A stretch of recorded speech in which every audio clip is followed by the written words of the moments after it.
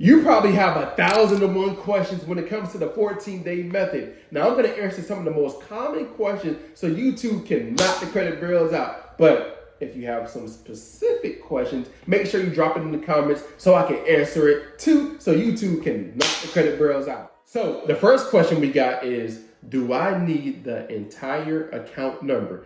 Now, when it comes to this process, you don't need the full account number. You just need whatever's being reported on your credit report. So if you have Identity IQ, whatever's attached to that specific account, because what happens is if you leverage Credit Karma or any other apps that don't have the account number, how do you know that you're talking about this specific account? Because if you have two accounts, right? One is positive and one is negative. How do they know that you're talking about the one that is negative? That's the reason why you need the account number, and it's okay if it's partial. You don't need the full account number. So hit the like button if that makes sense.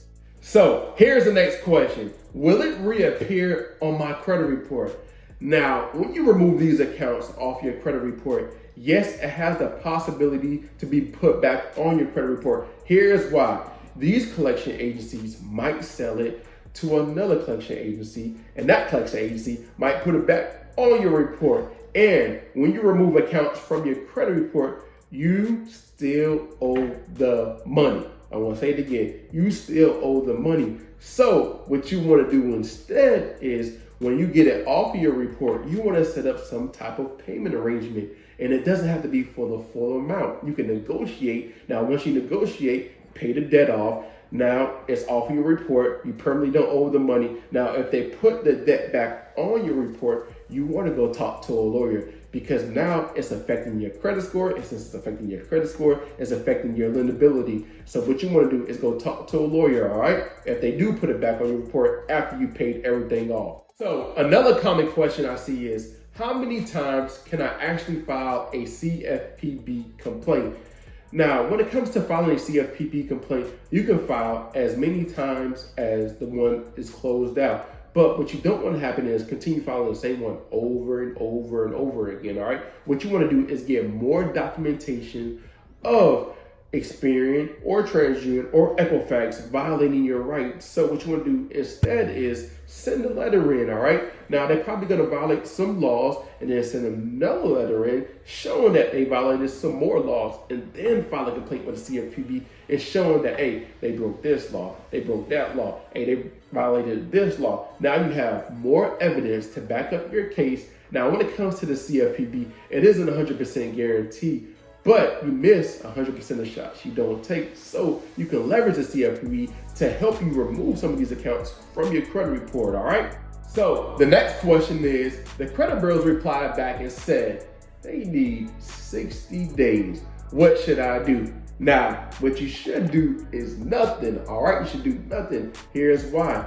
They don't usually take the entire 60 days to respond back to your complaint. They have to go through their investigation. They got to do what they got to do, and then they're going to respond back. So make sure you're checking your portal, all right? Just continue checking your portal. Do not send another letter. Do not dispute. Do not do nothing. Just wait until that complaint closes out.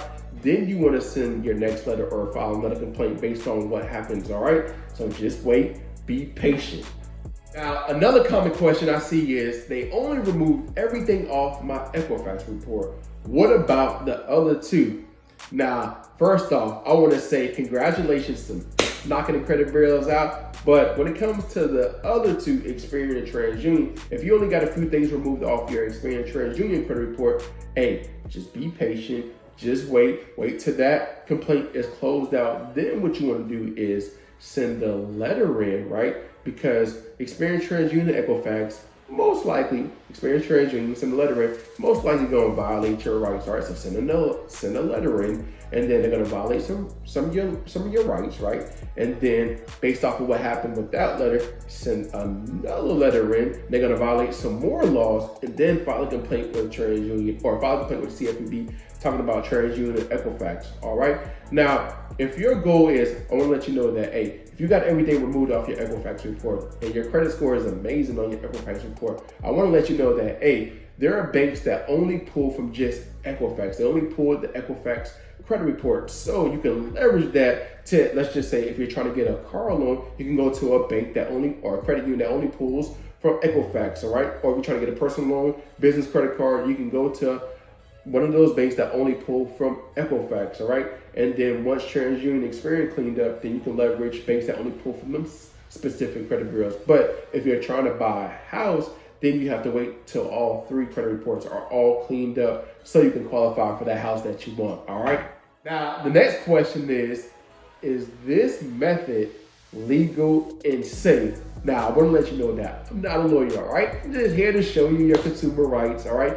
But Experian, TransUnion, and Equifax have to abide by the FCRA, which is the Fair Credit Reporting Act. Now, do they do it?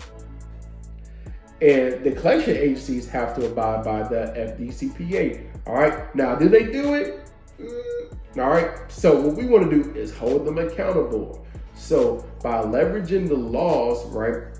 Because Experian and TransUnion and Equifax, when you look at your report, you notice that it's inaccurate, all right? And they're supposed to ensure maximum possible accuracy according to the FCRA, which is 15 U.S.C. 1681 EB. So when you look at your report and you notice that, hey, the open date last active, date last payment, all the stuff is inaccurate. All you're doing is showing that, hey, this is supposed to be accurate. And usually they don't fix the thing. So now you can leverage that to get that removed off your report. And when you send a letter in, they really don't update, they don't modify, they don't fix the things that they're supposed to fix according to the law. And usually if you send a letter in, they don't respond in a certain amount of time that they're supposed to respond to. Now they're violating multiple laws, and there are other laws that they continue violating. And with the collection agencies, they usually violate multiple laws as well. So what you want to do is just leverage that to your advantage to knock the credit bureaus out. So that's the reason why I consider this legal and safe, because all you're doing is pinpointing the facts, and the facts is Experian, TransUnion, and Equifax are supposed to ensure maximum possible accuracy. And if you look at your report, you already know. So the next common question is, what if everything is accurate on my credit report? Now, what I want to tell this person is, I don't want you to live in the hypothetical, all right? What if?